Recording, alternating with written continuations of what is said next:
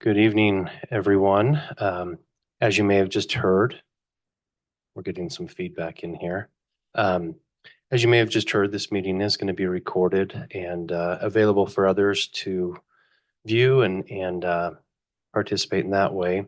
But thank you for being with us tonight. We're at an exciting point in this project, and we appreciate your involvement and participation. My name's Jake Warner. I'm the Long Range Planning Manager for the city. The mayor is joining us. Thank you, Mayor Zoltansky, and other city officials. And here at the table, we have James Sorensen, the Community Development Director, Christine Richmond with GSBS, Erica Shimoleski with GSBS as well, and other city officials and residents and attendees here in the room. So thank you again to everyone joining us tonight. We are, as I mentioned, at an exciting point in this process, the beginning of the end of the general plan update, a 2-year process almost to this point. And tonight we're introducing a proposed draft that we anticipate forwarding throughout the fall to our Planning Commission and City Council for their review and approval. And we want to make sure that everyone's aware that there is still time for input, and we'll get more into that later, but it's still a draft and proposed draft, and lots of opportunities to still have input. We are going to start tonight with a video by the mayor that summarizes where we're at, and then we'll have some comments from the mayor herself.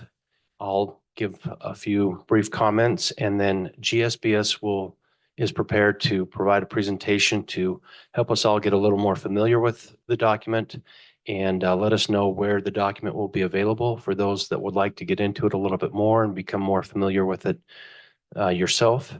And then we'll talk about some of those opportunities to still have input on this document. So with that, we are going to stop the recording for a moment while we show the video. For those that would like to see the video or are viewing the recorded version of this meeting, the video is available on the sandypaceofprogress.org project website to view there. So Nick, if you'll stop the recording. Well, that is a great video. Thank you, Mayor, for that. And Mayor, the time is yours. Okay, thank you, Jake. Thank you, James, Christine, Erica. Great to see everyone. And I see we've got almost 30 participants online and more in the room. Thanks everyone for turning out tonight for our virtual town hall. I thought this was the best way to get the word out to our residents in a really timely manner and efficient manner so that as we start digging into the chapters of our new master plan draft, people can start the conversation in the community.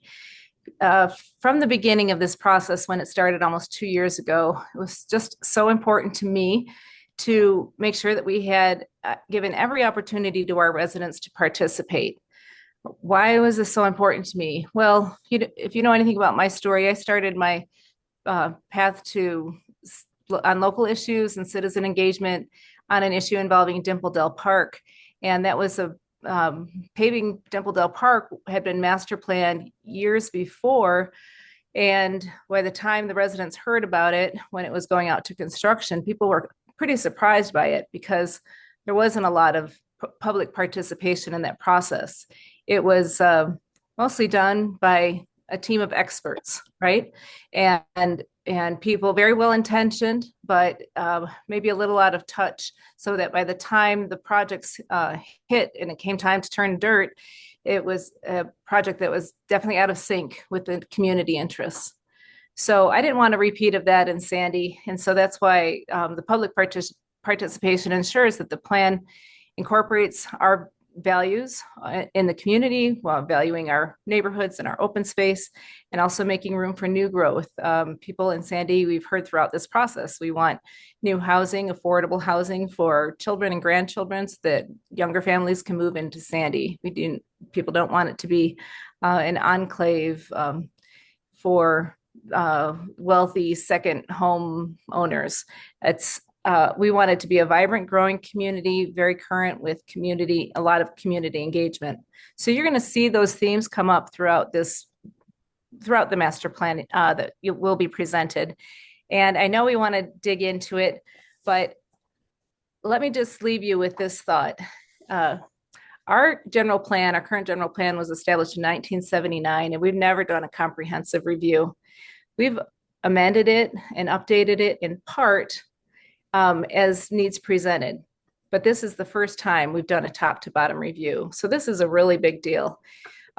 This plan has been comprehensively reviewed and updated, and it's going to set a roadmap for our city's growth for the next 20 to 50 years out.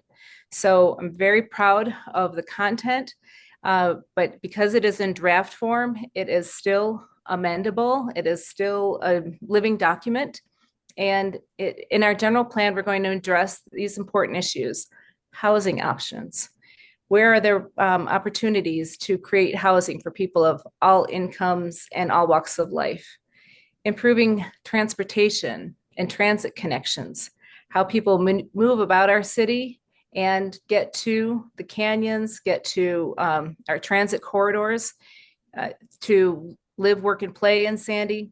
There's in-depth discussions about our connecting our light rail transit station areas with the surrounding community. Protecting trails and open space is also a high value for Sandy residents, and also providing opportunity for economic growth that sustains our local economy and keeps our taxes low as residents. So, as I mentioned, citizen input has been vital throughout this process, and it continues tonight, and it will continue over the next months as the plan is presented to the Planning Commission and to the City Council. So this is going to be a quick overview tonight, just enough of a teaser to hopefully keep you, your friends, your neighbors involved throughout the process. So I thank you so much for joining us tonight, and welcome to the Pace of Progress Virtual Town Hall. Thank you, Jake.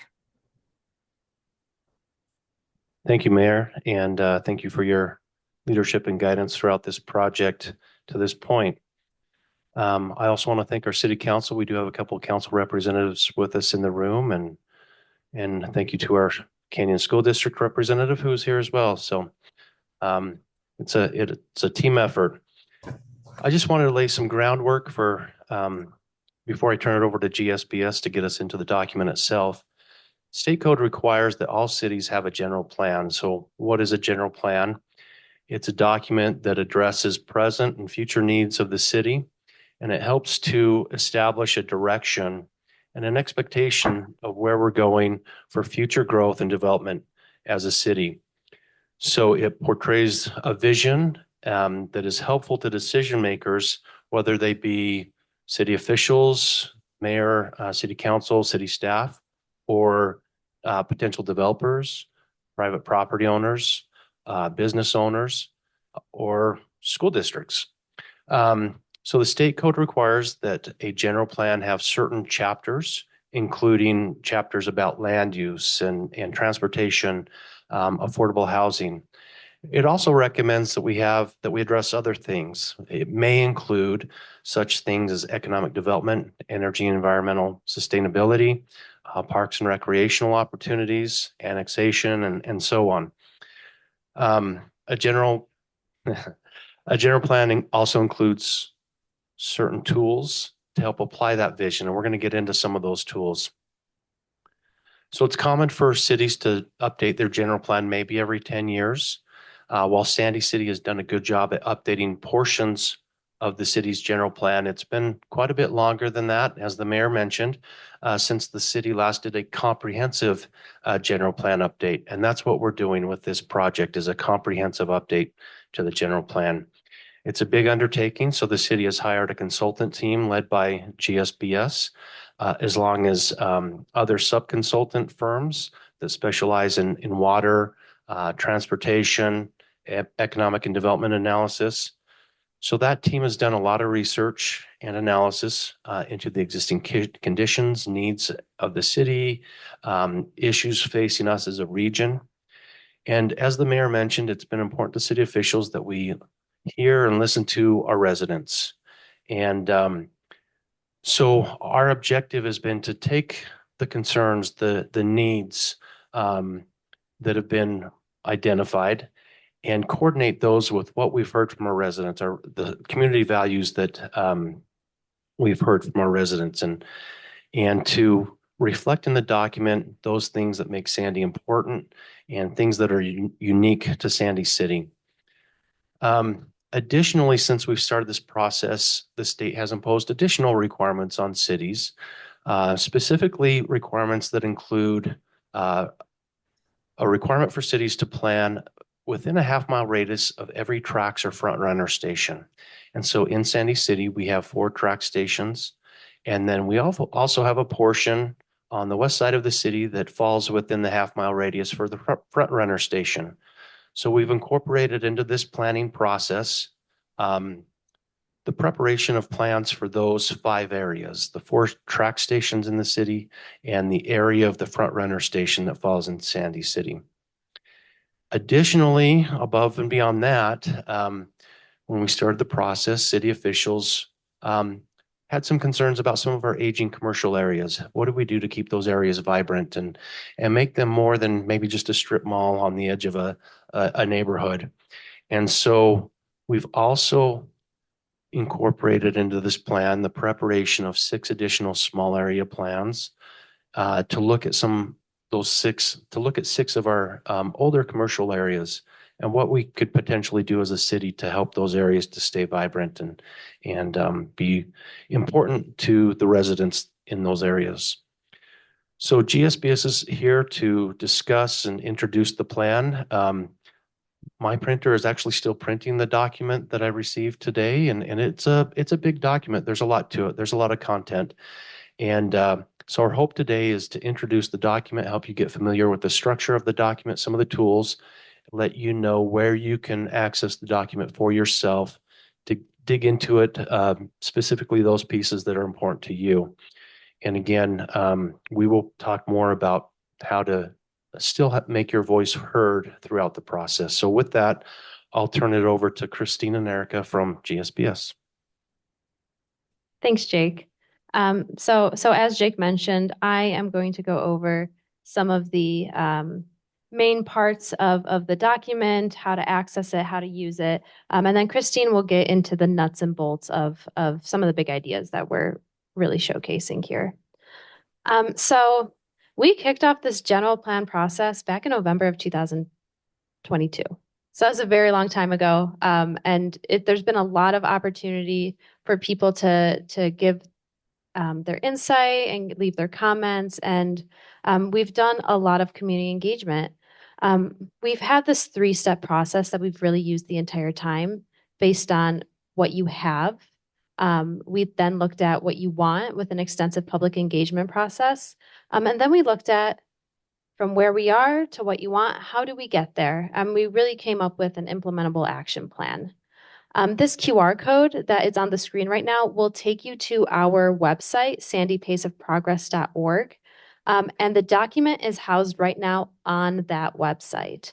And so if you want to go to Sandy Pace of Progress on your computer, or if you want to scan the QR code with your phone, I will just keep this on for 1 second, and then we'll all go together to the website.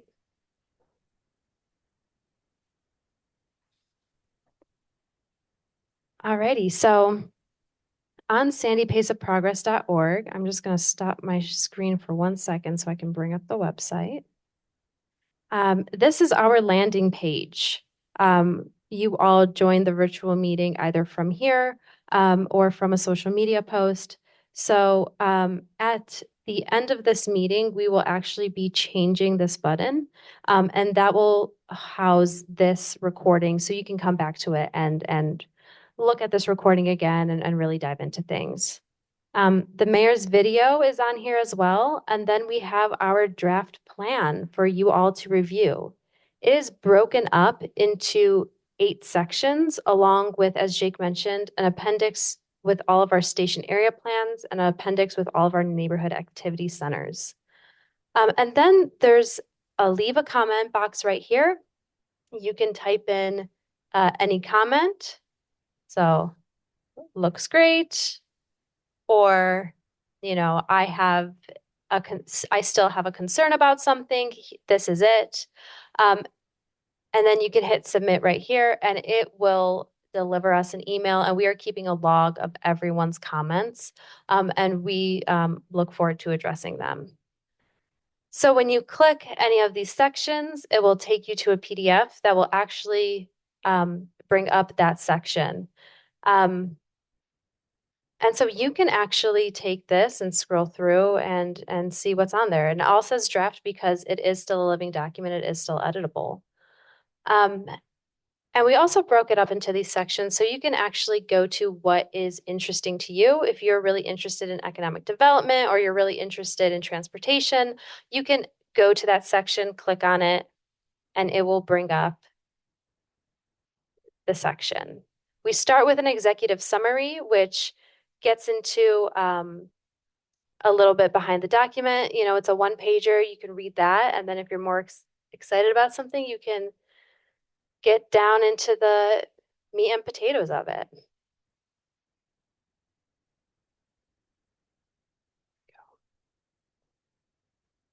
Alrighty.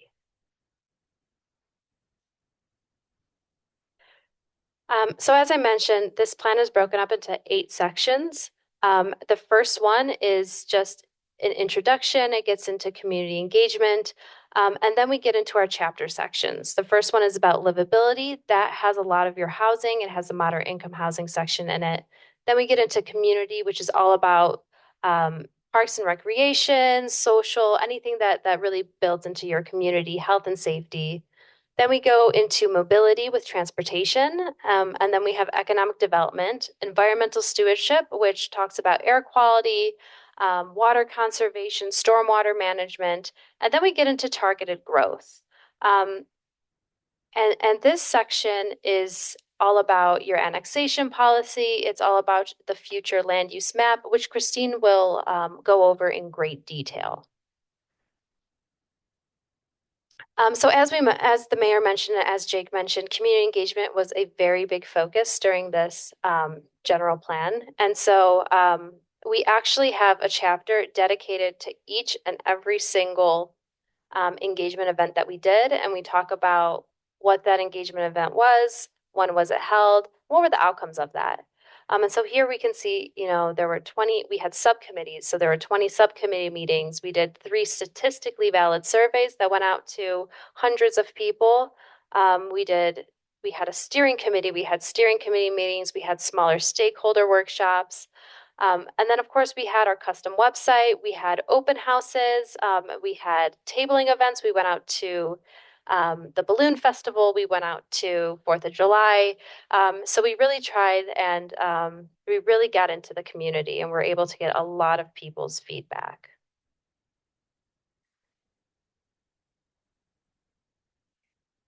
So when we talk about a general plan, something that we always hear is growth. The valley is a growing valley, and we're seeing a lot of growth pains from that. And when we looked at your existing conditions with how much land that you have left, with the community values that we had really 3 options in front of us of what we could do. We could either do a no growth plan, which we shut down any growth ever.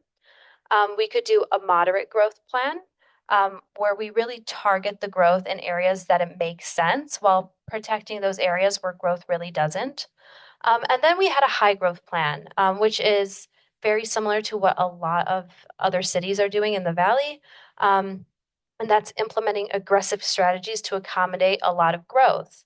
And that didn't work for Sandy either, because there's just not that amount of land where that could be appropriately accommodated without significantly altering the character of Sandy. So what we decided to do was go for this moderate growth plan and really look at specific areas within the city that we could add growth, while also keeping the character and preserving a lot of what makes Sandy Sandy. We also came up with this purpose statement for the general plan. It outlines goals, objective, policies, and strategies to ensure that Sandy residents, employees, and visitors have a safe community with vibrant neighborhoods, diverse housing, convenient shopping and amenities, and access to high-quality recreation and open spaces.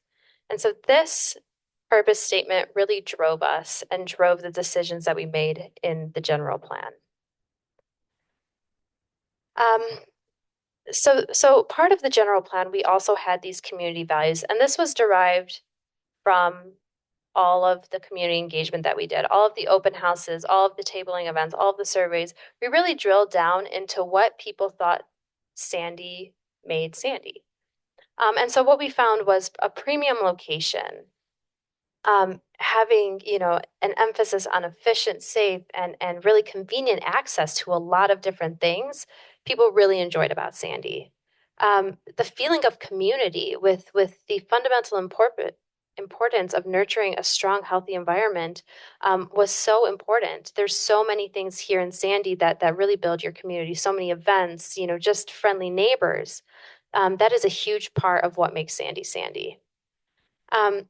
Residents also said opportunity, the potential for positive change and development, really to take your entire life cycle of your family through Sandy, was very important, and people really saw the importance of that. And then we got to stewardship, where a lot of residents said that management of the city's resources and thinking about how we're nestled right here in Little Cottonwood Canyon, the foothills of the Wasatch Mountains, us being a good steward of that land that we have right near us was very important. And then finally, we get to well-being. And, being in the mountains, being so close, it really drives people's emphasis on creating environments and systems that support their safety, their mental health, their physical health, and really the health of everyone in Sandy City. And so all of our chapters drive back to these community values. And we really look at, can each and every one of our strategies, each and every one of our goals tie directly back to these core community values? And if they didn't, they weren't included. If they did, then they're in the plan.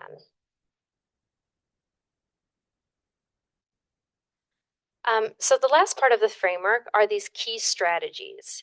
And so we really put these together, and they're in every single one of the chapters. And these key strategies are to strengthen neighborhoods, to increase the range of housing opportunities, to bolster commercial centers, to conserve open space and natural resources, to enhance livability and quality of life, to support the diverse local economy, to increase sustainable mobility and connectivity, and to engage responsibly with regional partners. And so when we have this, it's derived from those community values, which tie back to the general plan purpose statement. But this really starts to put the rubber to the road, and we really start to, through these key strategies, to derive goals from these. And we're really able to move forward. So every chapter also has goals, objectives, policies, and actions, and these are all built upon that framework that I mentioned before. And that's really to ensure that existing stable single-family neighborhoods are well protected. And we want to ensure that new or transitioning or developing neighborhoods ensure the same high quality of life that Sandy is known for. And that's really, I think, two of the big takeaways from this general plan. We always take it back to the neighborhood. We want to make sure that new neighborhoods are doing well. We want to make sure that stable neighborhoods keep that same quality of life.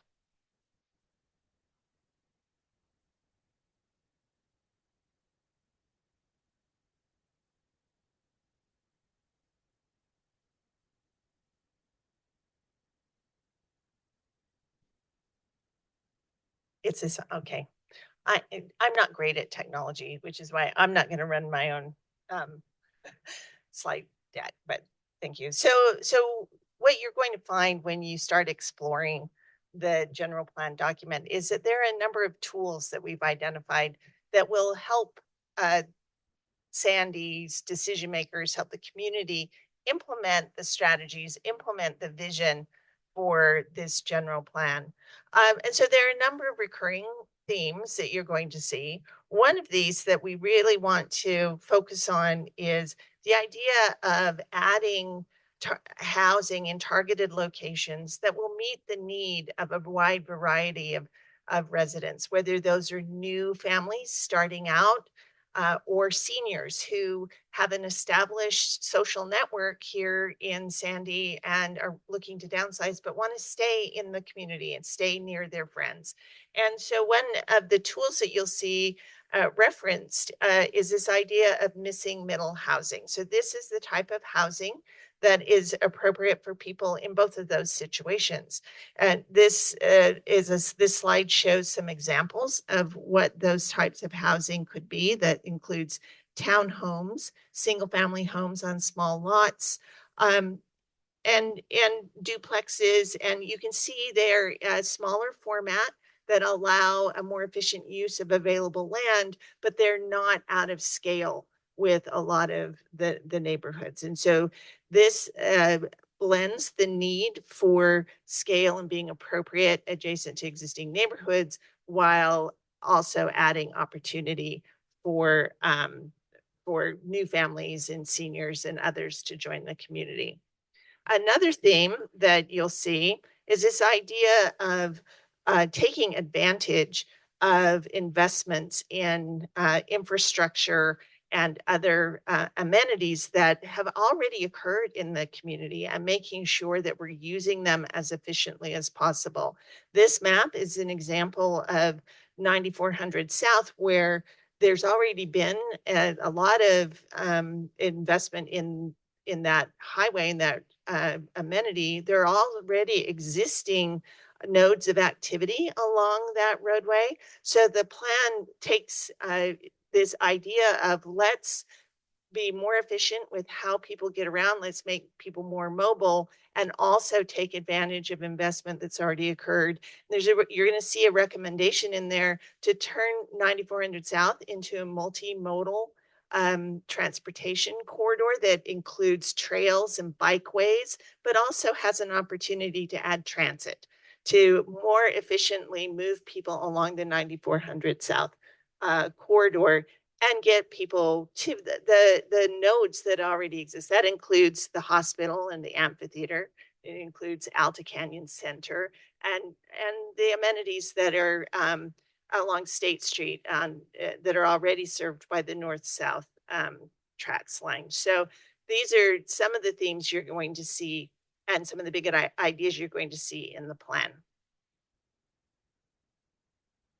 So there are a number of implementation tools that help us to implement the vision and the goals of the plan. And this is a list of the different tools that the city will use over time to implement the plan. And that includes, the future land use map, transition corridors, and neighborhood activity center plans. There are also a number of these that are already in existence that are going to continue to be implemented by the city as we move forward. So you can see, click the next one. Thank you. You can see that as part of this planning process, we have created a future land use map and some accompanying dashboards, as well as the neighborhood activity center plans and the station area plans that Jake mentioned earlier. So we're going to focus on the primary elements of the future land use map and dashboards. And I'm going to review with you an example of a neighborhood activity center in the document as well, so that when you go and you dig in and you're looking at the document, you can get a feel for what's being recommended there. So I want to start with an overview of the future land use map. So the map that you see on your screen is a visual representation of Sandy's desired future land use.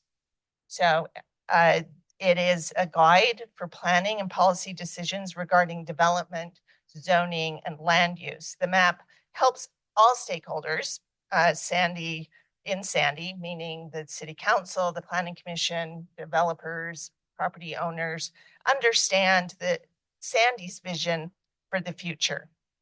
So on this map, you can see that the dominant color is light yellow. Those areas are primarily Sandy's existing low density neighborhoods, which based on this plan are envisioned to continue as Sandy's low density residential neighborhoods into the future. The other colors on the map represent areas of non-residential development or change. And so to understand what each of the colors on the map represent, we have dashboards that are associated with each of those colors.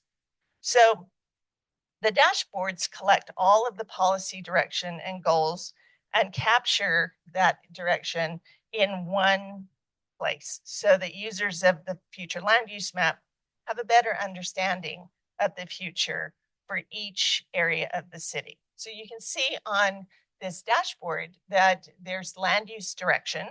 So if it's an area that we're envisioning that the land use will remain relatively stable and constant, it will indicate that on the dashboard. The number 2 is a photo to help people understand what that type of land use might be. Number 3 identifies priorities that the community has identified for this type of land use. Those are the priorities that came out of this general planning process. And you can see all the things we've been talking about that we heard from the community engagement process reflected in that list of priorities. The 4th is the land use mix. If it's a residential location, that land use mix is going to show as residential. And number 5 are some elements that we consider character defining. These would be things like, how is parking handled in this particular area? What sort of streetscape, what sort of road network is available? Is this area adjacent to and accessible to transit? Is there a robust trail system so that people can get around on their bikes or walking? Those types of things are reflected in the character defining elements. So we're going to look at one as an example. This is an example of institutional land uses. So that would be churches, schools, hospitals, government buildings, and institutional land uses are generally found interspersed with within other uses of the city. So the institutional land uses, the priorities for these you can see here to ensure safety and security and provide the services in an accessible way to the community, and also to provide job opportunities. So you can see how that lays out and help you understand what is envisioned for that particular land use type.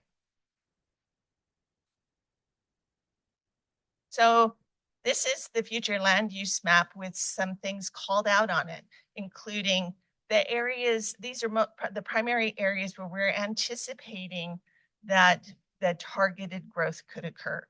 So we have the cairns. This is the area that the city has identified for several years as a location for higher occupancy residential. It's also envisioned as an employment center, an entertainment and sports center. This is envisioned as an exciting and vibrant downtown area. It's also where you have a lot of access to transit and other types of transportation infrastructure. So you can see that's the, I don't have a pointer.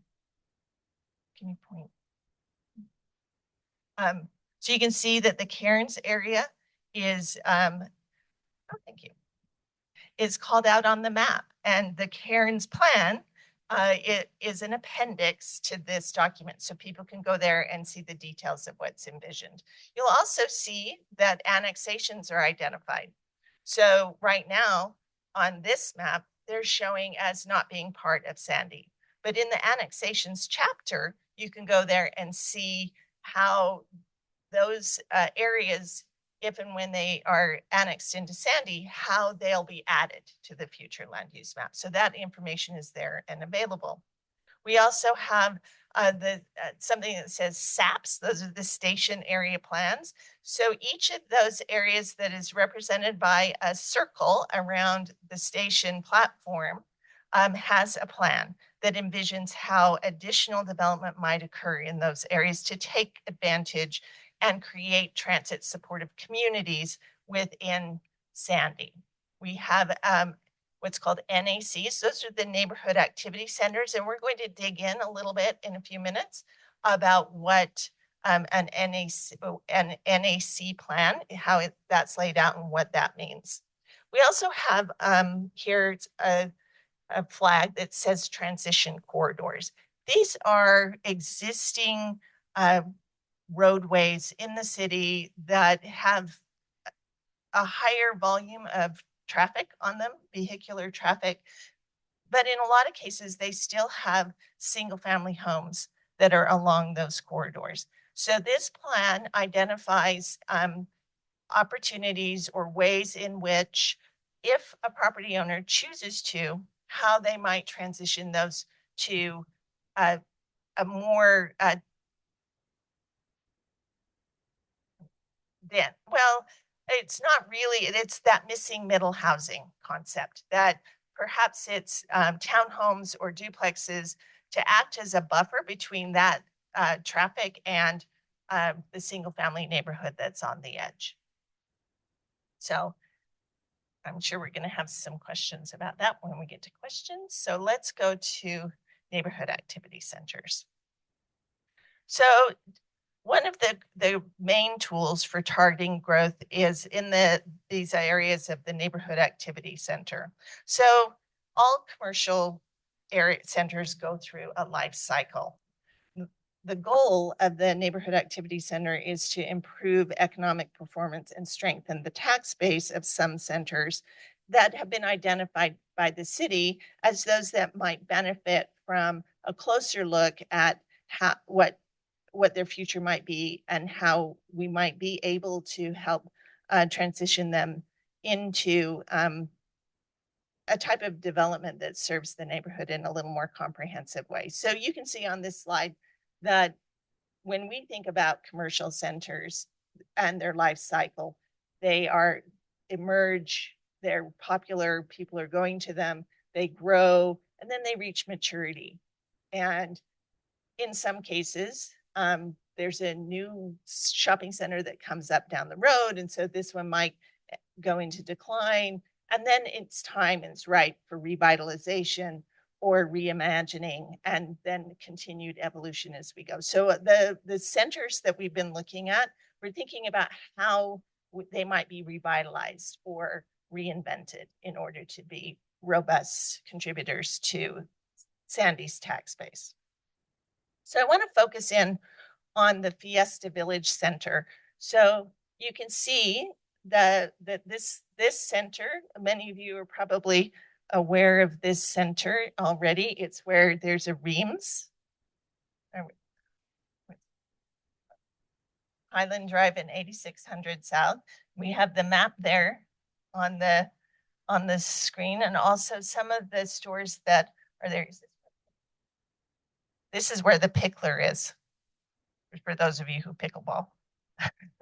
So this center is at the point where some reinvestment might help revitalize it, might take advantage of some of the things that are happening there. Just one idea might be how can we take advantage of how popular the Pickler is and build off of that? What are some of those opportunities that are related to that sort of use? So the other thing is, when we look at this, is why are we looking at these centers, this center in particular and others like them? In a lot of cases, there are vacancies. The tax generating businesses, they're not generating as much tax for the city and sales tax and other resources. There's a lot of underutilized parking in a lot of these centers. So lack of connectivity to the surrounding neighborhood. And in this particular case, there's a lack of street presence. how can we revitalize this center in order to address those challenges in a way that's best for the owners and for the community. So this is a vision of the future of Fiesta Village. So there are several steps to this. We've established for each of the neighborhood activity centers a set of urban design guideposts that provide in-depth guidance on what mixed use is and how it can bring activity to the area. So it provides guidance on community gathering spaces, and it also provides a connectivity diagram. There we go. So we want to make sure that we're including in each of these areas opportunities for commerce, for retail. How do we revitalize the retail space that's already been there? And how do we add interest and activity there? We have open space, gathering spaces, and in some cases that's best done through adding additional rooftops in the area through additional housing into the development. So in each of the neighborhood activity center plans, you're going to see a map that has pink areas and beige areas. The pink areas show the areas that are expected to have more significant change. This could be the areas that are going from underutilized retail spaces to housing, missing middle housing, or other sorts of investments. Community gathering spaces is another example. Beige are the areas that are not expected to change in their land use, but they could have changes as far as facade updates, additional infill development in the same type of land use, increased connectivity, and maybe some demolition and rebuilding and reinvestment in the area. So when you see the map that has the pink and the pink means more change, the beige means less change. And then you'll see a map that identifies what we refer to as character areas. So in this particular neighborhood activity center, you can see that that area that was beige on the prior map, that it was identified as having more limited types of change, is anticipated to have additional commercial square footage. So taking advantage of underutilized parking to add additional uses there. We're also looking at the area on B, thank you, adding a mixed use sort of format to have retail and an active use on the ground floor and housing on the upper floor. And then C is an area to add housing, but in that missing middle townhome type of approach to housing as a buffer to the single family neighborhood that is adjacent to it. So you can see there's some pictures that represent the concept of what could go into each of those areas. A really critical part of transitioning these neighborhood activity centers and making sure they're an asset to the neighborhoods in which they're located is to ensure that they're connected and that they include open space and opportunities for gathering. So you can see here, there's some examples of the types of community gathering spaces that can be incorporated into a neighborhood activity center, as well as a diagram of how that type of connectivity and gathering space can be added to this particular neighborhood activity center at Fiesta Village. So you can see, if we go back to the prior slide, that C area where it identifies the opportunity to add some missing middle housing also is the location for a lot of additional green space as a way to connect that area into the commercial area. So this concept illustrates how some of that might be implemented.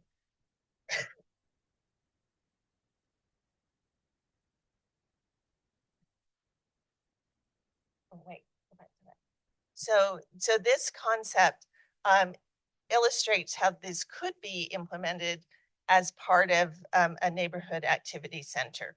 It's an illustration of many of the concepts.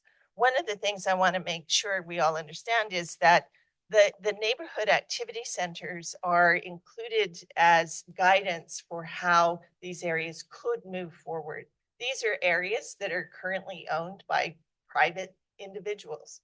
And this idea that the future land use map and these neighborhood activity centers provide a vision for how things might occur, but it's up to the property owner to submit an application that addresses many of the design guideposts that have been identified in order to transition these areas in this way. So in order to move forward with a mixed use development in a specific area,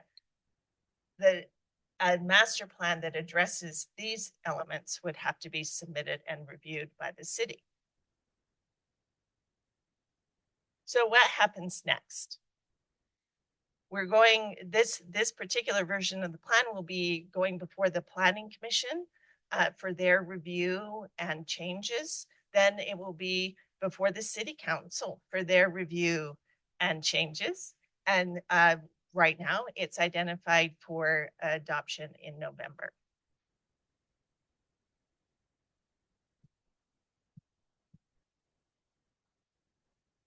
Thank you, Christine and Erica. That was a very brief summary of a lot of content in this document. Christine mentioned the future land use map. That's an important tool for all of us to get familiar with. It's a tool that Sandy City hasn't had in our general plan in the past, but it is an important tool that could help decision makers, help residents understand what could be in an area. Christine went through an example of one neighborhood activity center. Again, those are the aging commercial centers that I identified at the beginning. We have 6 of those.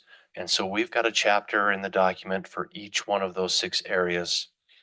We also mentioned the state required station area plans. We've got a chapter in the document similar to the neighborhood activity centers, but those are called station area plans. We've got a whole chapter in the document for each of those 5. So the document itself is 244 pages. And then we've got 270 pages or so of additional content to address those 11 smaller area plans, those aging commercial areas, the station areas. And so there's a lot of content. This was a summary to introduce the structure of the document to you, and again, encourage you to get involved, become familiar with the document, what's in there, especially those areas that are of interest to you. Again, brief summary, we didn't cover everything, introduction, but we would like to open up to questions. If you have any questions that you would like to ask at this time, we do have a podium here for those that are in person. We would ask you to come to the podium just so we can get your question in the audio recording. For those online, if you would please use the raise a hand feature, and then we have staff members here that will need to open it up for you to speak on our end, and then you'll need to unmute yourself on your end. And so, again, at this point, we're open to comments and questions that anyone might have.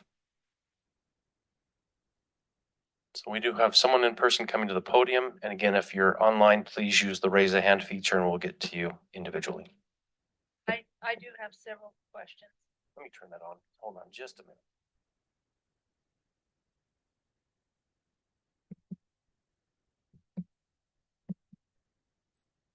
Testing. Get that audio. Okay. My name is Holly Barney. I am a past chairman of the Sandy City Planning Commission. And just an observation, I was very surprised that if you reached out to other past planning commissioners or chairman of planning commissioners, I was not included in that because there is a vast historic to Sandy's planning processes. And I would hope that some of that be included in the plan. I was on the planning commission for 8 years. I was on board of adjustment for 8 years. So I do have some historic knowledge, and I do have some involvement, both academically and practical, with general plans. I know that the general, I don't know how to say it nicely, but the general fate of a general plan is to have a big flurry, and then it sits on the counter or sits on a shelf and says, yeah, that's our general plan. Isn't it nice? Do you want to look at it? But implementation is somewhat less than what was envisioned at the time it was created. So one of my questions is, you've shown a lot of things, you've shown a lot of areas. Some of the maps I don't agree with. One of the light gray areas you said as potential development will show Dimpledale, which is a large park area with steep inclines. Is not a developable area. It belongs to the county. It is not going to be developed.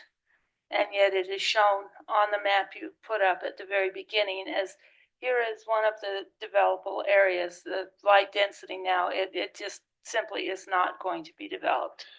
Let me mention something real quick. Sorry to interrupt you.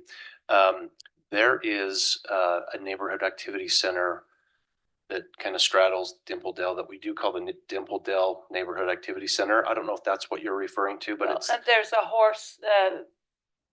Yeah, now if you could see here, I'll show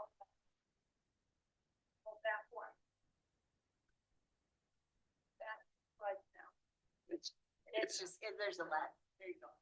Okay, see, here, there's a equestrian area right here. Right, that's Green Mountains Park. That green is open space, so... Okay. And... But I can see that that is green. But sitting back there, it was not clearly green. Good point. Thank you. Okay, so is the city going to pre-zone these areas, or are you going to wait for someone to come? Because if you're going to wait, you're going to face the situation where there are existing zoning with existing permitted uses, and you'll have a developer who comes and says, I don't want to play with what's in the plan. I have a right to develop under the existing zoning and the existing uses, including existing conditional uses. And it's going to be very difficult. I ran into it as chairman of the planning commission, where we don't want to play by what's in the plan. We want to develop under existing zoning and existing conditional uses. And it becomes very difficult to push them in the direction of this is our dream plan, this is what we want to do, when there are existing uses that they could have, even existing uses with conditions. It becomes very difficult to say, yeah, but our general plan wants you to do this.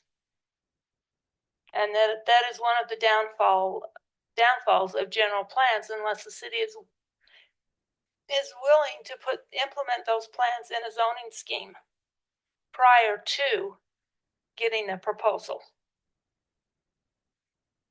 Okay, there are several. I know that the city has been working on some forced annexations, and there were several areas that were drawn out as when and if these areas are annexed. Is the city going to follow through and close those annexation holes? When I was chairman of the planning commission, we constantly got White City coming in and saying, we don't want to annex. And we were going, we don't want you because your infrastructure is in such horrendous shape. White City Water, yes, would be great for Sandy City Water, but the costs are 4 to 5 times what the water would be worth in infrastructure upgrades. Now the White City is incorporated in a township, that's no longer an issue, but there are smaller areas in the city. Are they going to be forced to annex to develop, or will they be able to develop under the county rules, which puts them way outside of what we may want in a general plan? So what is the situation with those areas? Is the county going to continue to say you have to annex, especially when you are totally surrounded? They have to annex?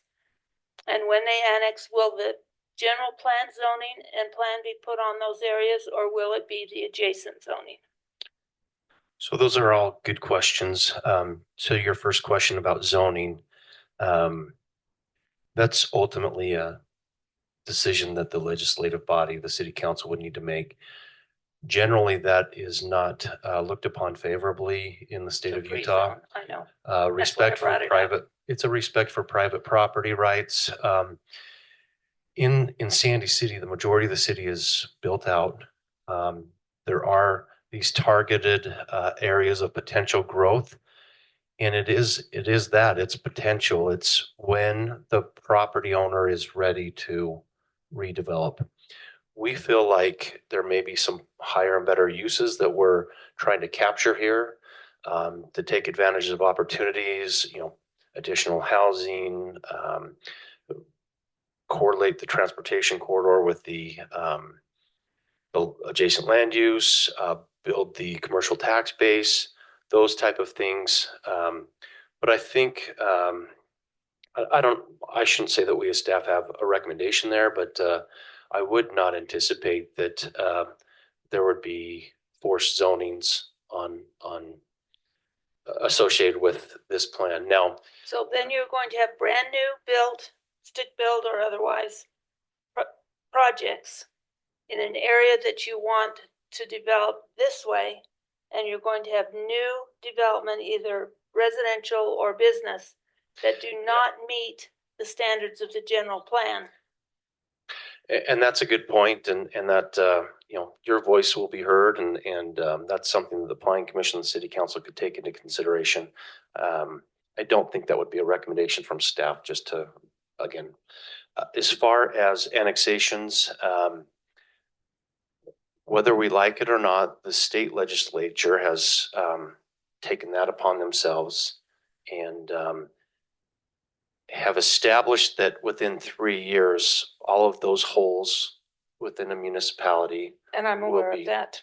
And so, So the question is, are they zoned to the general plan or to the existing adjacent areas? so this plan does have a map that you can find in the plan that indicates a future land use designation when those areas come into the city. So there will be a future land use designation. I don't know what future city councils will want to do, but the practice has been when the city has brought annexed areas into the city, has been to try and zone them as close as apples to apples as what they currently are in the county, but they will be brought in with a future land use designation that will show what the future expected use could be in those areas. Okay, so let's talk about Fiesta Village. That is close to my heart because when I wrote my master's thesis, that was one of the developments in Sandy that I walked the neighborhoods. My master's thesis was the efficacy of conditional use permits within the city. And I think that there's still a copy of it. There may not be in the city, but I was chairman of the Planning Commission when Fiesta Village was developed. And I'm here to tell you that that neighborhood was up in arms. They did not want it any way, shape, or form. And there were very extensive conditional uses put on that, including the placement of the tire store, where the traffic from the tire store was going to be oriented to 13th East. Nothing having to do with the tires. Storage or work was to be anywhere near the neighborhood. And so when I look at the map, I see the last portion, the most eastern portion of the center oriented toward mixed use or higher density housing. Based on my walking of the neighborhood, doing surveys in the neighborhood, talking to individuals in the neighborhood as part of my thesis, and having been the chairman during those hearings, that neighborhood will want nothing to do with that. So where is the orientation for that higher density? Is that toward the neighborhood or toward the center? And if you're not going to do it in mass, what is the plan for spotty? Some here, some So townhomes I don't here, mean to some- interrupt, but the concepts that you see there are simply vision that they're that concepts. right. And so in the event that the property owner chooses to pursue a rezoning to some form of mixed use in that location, it would go through a comprehensive planning process. They would have to submit a plan that responds to the goals and vision identified in this plan, with a request for a master development and rezoning. That at that time, those questions relating to orientation of the buildings and the specific location of the buildings would be addressed at that time. This neighborhood activity center plan does not do that and doesn't contemplate how that would occur. And is there a minimum number of acres for that? 5 acres 5 acres. is the recommendation for having a consideration for rezoning to a mixed use center. Okay, so it wouldn't be a single property owner or 2 property owners who decide to go with the townhouses, leaving that strip spotty. Okay, the other one is, has anyone in this process looked at the mixed use that we attempted to do at the track station? All of those that are now being used as individual apartments along Sago Lily, you will notice as you drive by them, they are substantially different in appearance and in form than the apartments in the rest of the complex. That was envisioned as a mixed use. Those were supposed to be offices for insurance, for other single. Happening, what happening there is exactly what it was envisioned for. Those are projects we did. Yeah, but for my staff that we did. On the front was supposed to be that mixed use. No, that's behind closer to their light rail station.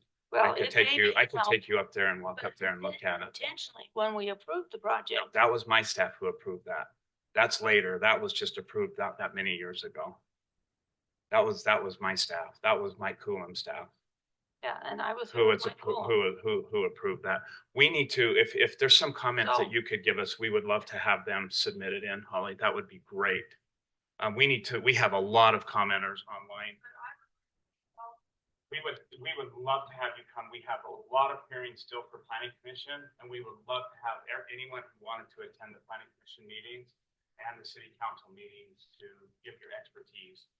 We would love that. You're very much welcome to do that.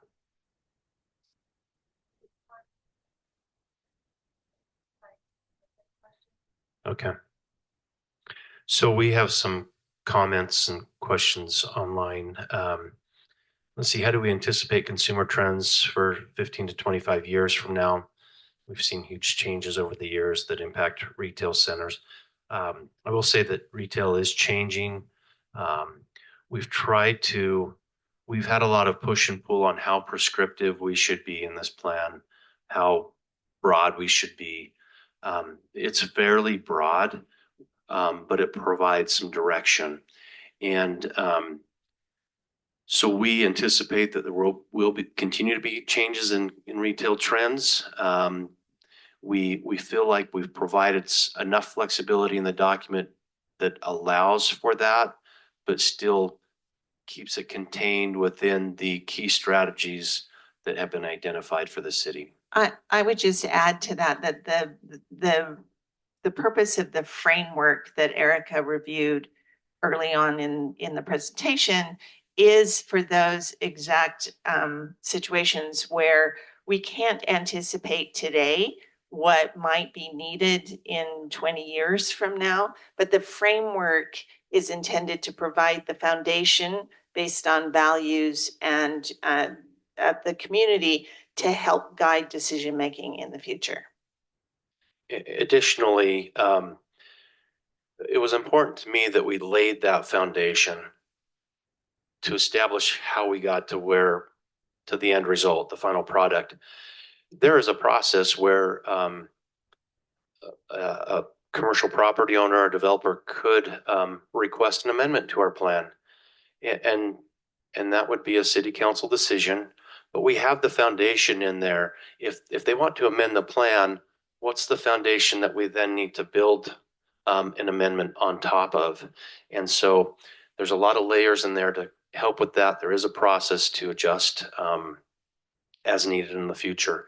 And as I said, most cities amend their general plan approximately every 10 years. And so we may have some course corrections in 10 years that we want to make. And that's normal, but we've now got a good foundation established to do that.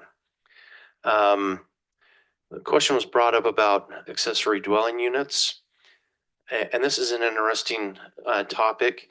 The state has taken a heavier hand with accessory dwelling units over the past couple of years. They mandated that cities allow in most residential areas an internal accessory dwelling unit. I anticipate that at some point in the future, they may take the next step and mandate that we allow, at least to some degree, external accessory dwelling units. And so we're anticipating that. There's also a need out there. There's some financial needs. There's some housing needs. And ADUs is seen in this plan as a way that potentially we could address some of those needs. So it is open to expanding the potential of ADUs in the city.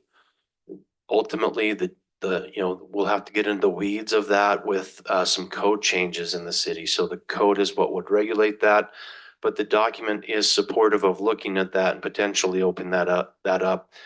And partly because there is a concern that if we don't do it ourselves and do it the way we want to do it, that the state may mandate that we do that in the future. Bryn, did you have other themes or topics that we need to address?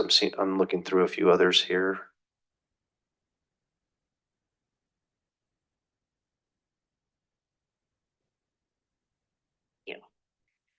All right, so one question that we did receive was if there's a way to find out specific information about specific sites, or if there's going to be any information on the website, like for example, the old Challenger School, what's going to happen to that? Would that become a park, or how they can know potential development projects at specific sites? So I would recommend that people go to sandypaceofprogress.org and maybe start in section 7.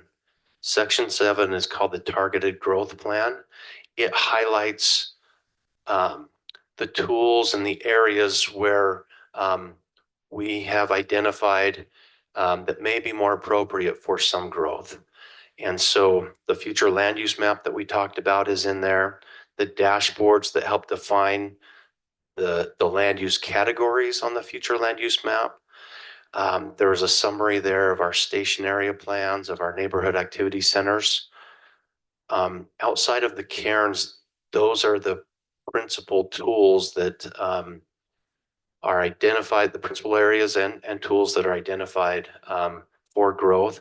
So if people have specific questions about specific areas, I would recommend that you look at section 7, click that link on the sandypaceofprogress.org website. It's right on the homepage there, and start to look through that document. Again, the future land use map and the neighborhood activity centers and the station areas plans.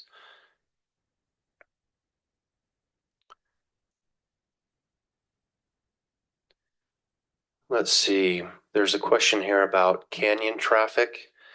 We know that that's an issue. We know that there's some regional efforts there. Our document, as Christine mentioned and I identified earlier, this proposed draft does identify 9400 South as a crucial corridor in the city. And it's bookended, partly because it's bookended by the cairns on one side, or Sandy's downtown area, and the canyons on the other side. Along there, we've got some of these neighborhood activity centers that could be key to helping 9400 South become what it could be. One of those is the Alta Canyon area with a park and ride there. How do we correlate the potential land use in the Alta Canyon area with, the interest in that area with the park and ride that's there? And so we don't specifically address transportation up the canyon, but we do address, that traffic congestion, those impacts that we feel as a city. It's a challenge, but we also try and look at it as an opportunity. And so we do get into it to that degree, but we don't get into how transportation is handled going up the canyon, mainly just to the canyon.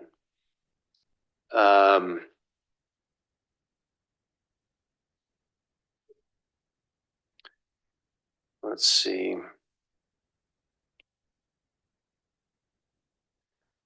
There's a question about how we handle affordable housing options as cities don't build homes. And that's a good point. The state, another newer requirement by the state is that we have a moderate income housing plan. So we do identify some strategies in there, some things the cities could do. As Christine mentioned, some of those targeted areas for potential growth does open it up for additional housing. I kind of say there's a macro approach and a micro approach, and the state's kind of taking that, both of those approaches. The macro approach is the state is saying we need to build more housing. And there is an opportunity in this plan in certain areas where there's already good road networks and so forth to open it up to some housing. But then there are some strategies in the plan that support some of those micro level strategies. And so in section 2 of the document, that's the livability section. You'll find chapters on housing generally and more specifically moderate income housing. So that's where you'll find the strategies that address affordable housing more specifically.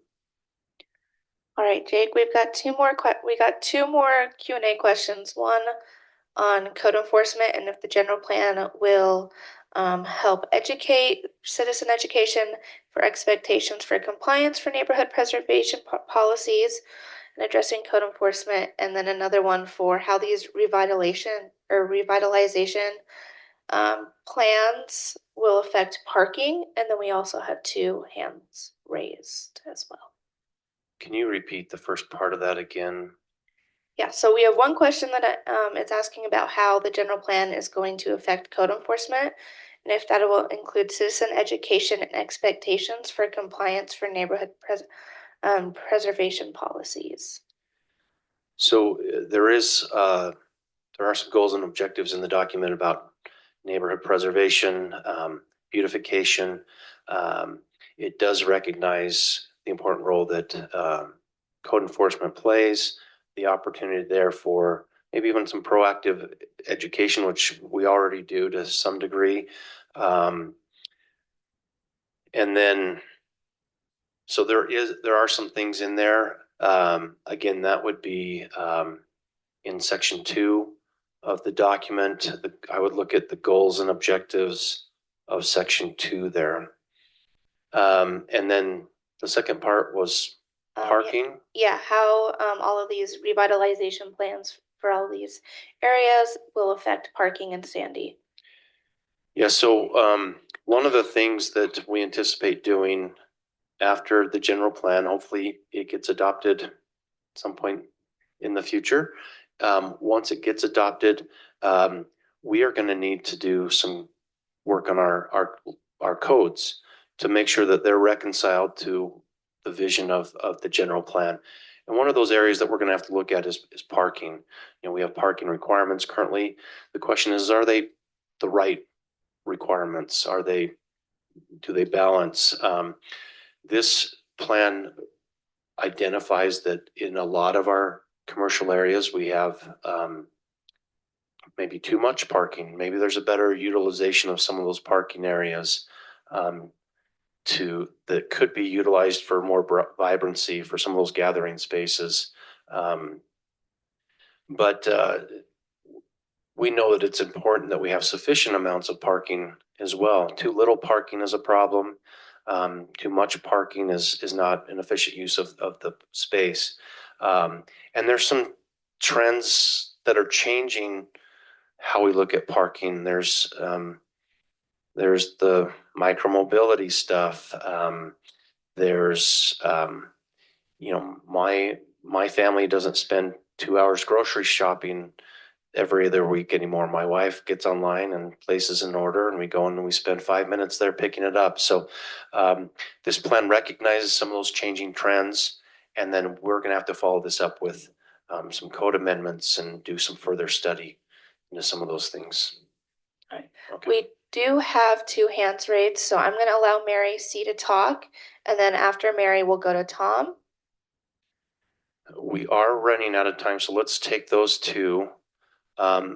You're welcome to email the project team. You're welcome to comment on the project website. Again, sandypaceofprogress.org on the main page has a comment box that will be emailed directly to the project team. So, all right, if we could. Hi, my name's Mary Caldwell. Can you guys hear me okay? Yep, thanks, Mary. Awesome, thanks. So I was on the historic committee, and we came up with We're losing you, Mary.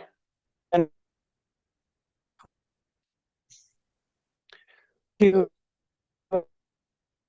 bull. We're not getting you clearly, Mary. And We're I, getting you know, bits and pieces. That, coverage that we had. I didn't see anything that addressed the concept. Mary, can you hear me? Oh, okay. Mary, can you hear me? I'm a pacer, so I'm walking around. Can you hear me now? Yep. Oh, we lost you. She's gone. For the recording, Mary mentioned that she's on the is on the Sandy Historic Preservation Committee. They did provide a document that that the project team has reviewed, and we do have in the cultural section of the plan, which I think is section 3, some goals and objectives around historic preservation. So we used the document that the Historic Committee sent us to guide the goals and objectives related to historic preservation in Sandy. It's actually, there are some of them show up in the livability section around housing, and some of them show up in the cultural and social section about making sure people are informed of Sandy's history and have access to information about the historic resources in the city. So the information that was sent from the Historic Committee is incorporated into the plan. All right, we have one more hand, and that's Tom Christensen. So I'm going to allow him to talk. Ask him to unmute. I hope you can hear me. We can hear you, Tom. I served on the Historic Preservation Committee for about 10 years. And one of the problems we had there was we had a guideline, an architectural guideline for that district to kind of keep it preserved the way it was, to a historic look. But quite frankly, the problem we had is different people would bring their council people in, their council representative, and they would want an exception to everything. And, we had one guy that said, one councilman that said, I think any improvement in the district is better than no improvement at all. And things got out of hand. And we weren't we were a committee, not a commission. So we didn't have any authority to kind of enforce anything. But in my own neighborhood, somebody built an accessory apartment, and they said they got it approved by Sandy, but there is not adequate parking for that apartment on the end of it. And I think the guideline says you have to notify people within 300 feet. Probably ought to be extended to 1,000 feet. And I'm a little bit concerned about the number of Airbnbs that are showing up in single family neighborhoods. I bought a house because I wanted a single house family for the rest of my life. I've lived here for 41 years. And in another house down at the end of my street, they're rooming out. There must be 6 or 8 kids living in that house. And, but there's a problem, I guess, with, you don't like to report anybody, but sometimes things have to be handled. But the enforcement people need to get some teeth sometimes on things that are clear violations of the codes. That's all I had to say. Thanks, Tom. Good input. Just quickly to comment a few things. Again, the state has taken a heavier hand on some accessory dwelling units, some parking associated with that. And then let's see, with short-term rentals, it's something the council's aware of and currently working on. We had some great information provided through some surveys, and so there is some stuff in here about making sure we have good regulations around short-term rentals and so forth. But good comments. Thank you, Tom. We've got one person here at the podium. Hi, my name's Angie Pepper. I wasn't on the historical planning committee in the past. But I just wanted to say thank you for this meeting and thank you for all the information that you've shared. It's been very useful and for informing us about all the plans. It seems like they've been all well thought out, and a lot of work has gone into this. So thank you. Just really quick, some of the things that I like is the activity centers. I have been to the Pickler, and just down from the Pickler is a really good Chinese restaurant owned by a small family, and I hope that they are taken care of because they have the best Chinese food. You have to go there. It's called Mandarin Garden. But I am for external ADUs and guest houses. I know we were talking about maybe having an amendment for those. I have a building on my lot that is just for storage right now, and I would like to convert it for my family's use. It's not for rental. It's not for an Airbnb. We talked about the life cycle of, keeping that life cycle of Sandy, of a family. And that's basically what our external ADU would be. And you talked about also building missing middle housing. I guess that's the term. This would save from building more of those, and using up more land and resources for that. And it would allow our family to stay in our same neighborhood that we love.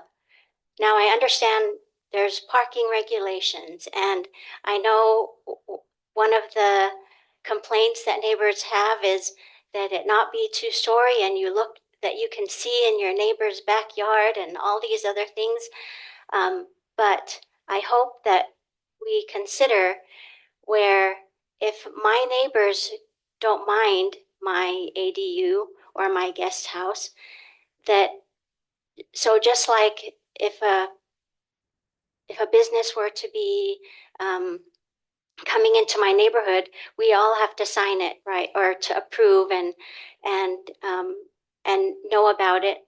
So why wouldn't that be the same case with maybe an ADU, meaning your neighbor's approval, instead of the whole community, the whole of Sandy saying, no, we don't like this, when it doesn't really affect them, or if my neighbor doesn't mind. Because one example is my neighbor can see into my backyard, not because they have an ADU, but guess what? He built a tree house for his grandkids, and he can see perfectly into my backyard. But I don't mind that. That's not something that bothers me. So instead of making it so that, every single neighborhood is one way because people vote on it, why not have it be if your neighbors are okay with it, then. And those are some of the things that are clearly being considered. So your comments are very timely, and we do appreciate them because ADUs are something, as Jake mentioned that are being considered in the plan. And so when this goes through and is discussed with the Planning Commission and City Council, I would definitely, those are comments that we would love to have. And if you would like to submit something as well, we would love to have it on record. Okay, So we appreciate your comments greatly on that. thank you. Thank you. Thank you. And thank you to everyone that's commented. Good discussions, good comments, things to consider. So we're going to wrap up the comment portion. We appreciate everyone's involvement tonight. Again, we do have several meetings coming up this fall. I'll just mention this and then we'll turn the time over to the mayor if she has any final comments. But in fact, we've got a meeting scheduled with the Planning Commission next week to start reviewing the document with them. We take a little bit of a break, and then in October, we're at every council meeting and every Planning Commission meeting in October, and then it moves forward to the City Council for our tentative schedule is to then take it forward to the City Council for consideration, formal consideration, hopefully in November. But this conversation will continue next Thursday night with the Planning Commission. Their meeting is at 6:15. For the record, for anyone watching, my email is jwarner, JWARNER @sandy.utah.gov, and written comments would be great. And again, sandypaceofprogress.org is the project website, and there's a comment box there. So, Mayor, did you have any final comments you wanted to make tonight? Thank you, Jake. I want to thank you, Jake, James Sorensen, our whole community development team. Tonight, there are many Sandy City administrative staff and department heads attending this meeting, and we are so excited to begin this public review process of the draft. There's been just an untold amount of work that's gone on behind the scenes over the last 2 years. And GSBS, our consultants, Y2 Analytics, our survey company, we've had the most professional experts on master planning projects and processes and soliciting community response that is available in the Intermountain West. It is a real privilege to work with a team of professionals at this caliber. I can assure Sandy residents that only the best professionals have had their hands in this. I want to thank our council members, Allison Stroud and Aaron DeKaiser, who are attending in the room tonight, and also council staff attending online. And to every Sandy resident and the commenters tonight, thank you. Your thoughtful remarks are received and we will consider them fully. And I invite everyone to come to the meeting, the Planning Commission meeting on Thursday, September 5th. And if you're just curious and you want to see a copy and handle the copy of the big draft and flip through it, sometimes it's more consumable in print than it is online, and you can see how the chapters interact with one another. There will be a hard copy at the community development counter, so it's not something that we're able to print up multiple copies because it is a very large document. But if you want to come and sit with it, it's visit at the counter at the community development office in City Hall. There will be a copy available there for anybody that wants to see it in person. So again, thanks everyone for participating, and I look forward to going through this process with the Planning Commission and the City Council and adopting a new master plan for our city's future for the next 30 years and forward. So have a great night, and we'll see you at Planning Commission on September 5th. Thank you, Mayor. Thank you, everyone, and we'll wrap up the meeting now. Thanks.